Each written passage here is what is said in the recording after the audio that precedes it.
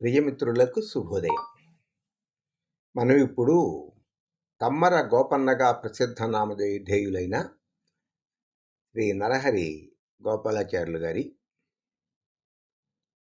జానకీవర శతకం 24వ పద్యాన్ని చూస్తున్నాం. శ్రేయాంసి బహువిఘ్నాని అని సామెత. మంచి పనులు చేయబోతూ ఉంటే అనేకమైన అడ్డంకులు వస్తూ ఉంటాయి.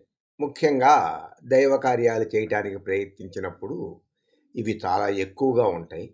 దానిని మన వేదాంతులు ప్రభువు నిన్ను శోధిస్తున్నాడు, ఆ శోధన నీవు గనక గెలిస్తే నీకు విజయం ప్రాప్తిస్తుంది అంటూ మన మనస్సుని ఆత్మని ఉజ్జగించడానికి ప్రయత్నిస్తూ ఉన్నారు.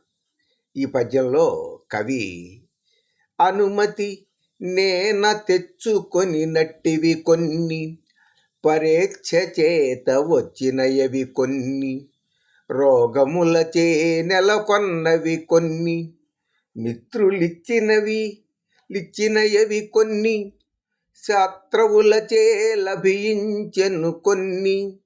ఏమిటివన్నీ? విఘ్నముల్, నేను కొని తెచ్చుకున్నవి. నా పని నిర్ణయించుకోవడానికి ఏదో నైవేద్యం అనుకో, మరొక పనికో, పొలానికో వెళ్ళటానికో వెళ్ళినప్పుడు వచ్చే విఘ్నాలు కొన్ని.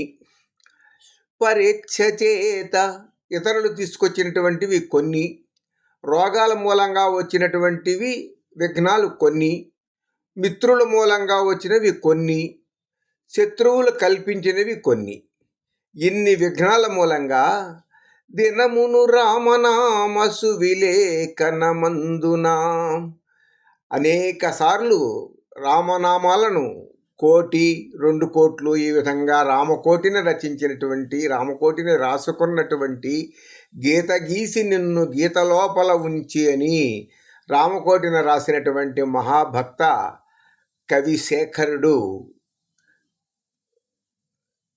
తమ్మర గోపన్న. అందుమూలంగా ఆయన రామకోటి రాసే సమయంలో వచ్చేటటువంటి విఘ్నాలను గురించి ఈ జానకీవర శతకంలో చెప్పుకుంటున్నాడు.